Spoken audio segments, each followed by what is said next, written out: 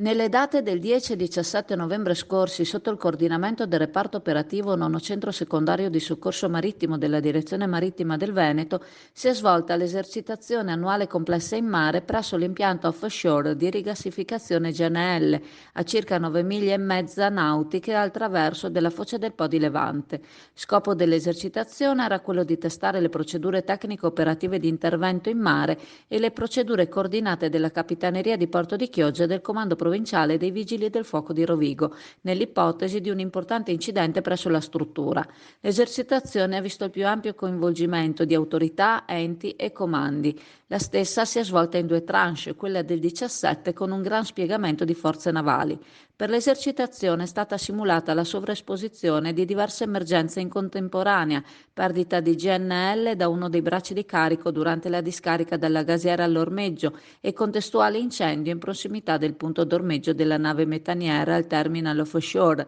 evacuazione in mare del personale anche tramite mezzi di salvataggio,